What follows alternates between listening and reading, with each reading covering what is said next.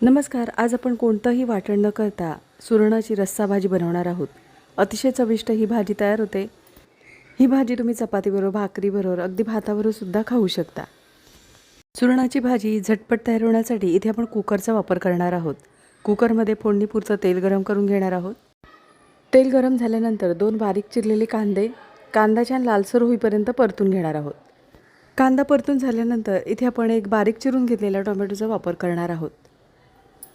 कांदा आणि टोमॅटो एकजीव होईपर्यंत परतून घेणार आहोत. कांदा आणि टोमॅटो परतून झाल्यानंतर इथे आपण आता पावडर मसाल्यांचा वापर करायचा आहे. पावडर मसाल्यांमध्ये 2 चिमूटभर इथे आपण हिंगाचा वापर करणार आहोत. 2 चिमूटभर हिंग. घरगुती लाल तिखट इथे मी 1.5 चमचा वापरलेला आहे. घरगुती लाल तिखट हे तुम्ही तुमच्या आवडीनुसार वापरू शकता. 1.5 चमचा इथे आपण गरम मसाल्याचा वापर केलेला आहे. 1 चमचा आलं लसूण पेस्ट.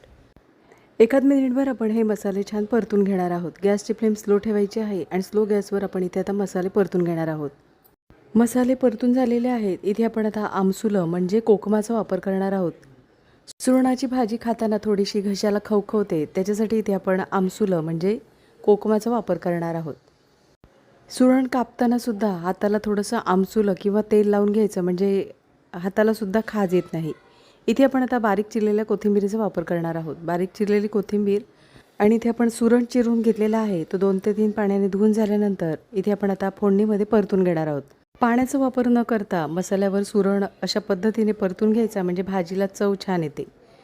भाजी छान रस्सेदार आणि तर्रीदार अशी तयार होते. इथे आपण एखाद मिनिटभर सुरण मसाल्यावर परतून झालेलं आहे. इथे आपण आता चवीनुसार मिठाचा वापर करणार आहोत. चवीनुसार मीठ. इथे आपण कुकरमध्ये भाजी शिजवणार आहोत, त्याच्यामुळे सुरुवातीलाच मिठाचा वापर करायचा आहे. भाजीमध्ये छान मीठ मुरला जातो. मिठाचा वापर केल्यानंतर इथे आपण आता भाजी एकदा ढवळून घेणार आहोत. भाजी ढवळून झाल्यानंतर सुरण शिजण्यापुरतं पाण्याचा वापर करायचा आहे. पाण्याचा वापर केल्यानंतर भाजी एकदा ढवळून घेणार आहोत. भाजी ढवळून झाल्यानंतर इथे आपण कुकरचं झाकण लावून 2 ते 3 शिट्यांमध्ये सुरण छान मऊसर असा शिजवून घेणार आहोत. 2 ते 3 शिट्या झालेल्या आहेत. कुकर साधारण थंड झाल्यानंतर झाकण काढून बारीक चिरलेल्या कोथिंबीरीचा वापर करणार आहोत. कोथिंबीरीचा वापर केल्यानंतर भाजी एकदा ढवळून घेणार आहोत. इथे तुम्हाला ही भाजी कितपत रस्सा भाजी किंवा सुकी बनवायची आहे, त्याप्रमाणे पाण्याचा अंदाज ठेवायचा आहे. भाजी ढवळून झाल्यानंतर इथे आपण आता गॅस बंद करायचा आहे. मस्त चमचमीत अशी सुरणाची रस्सेदार भाजी तयार करून झालेली आहे. एका डिशमध्ये काढून घेणार आहोत. नक्कीच एकदा अशा पद्धतीने कोणतंही वाटण न करता झटपट तयार होणारी ही भाजी बनवून बघा आणि कमेंटमध्ये मला नक्कीच सांगा.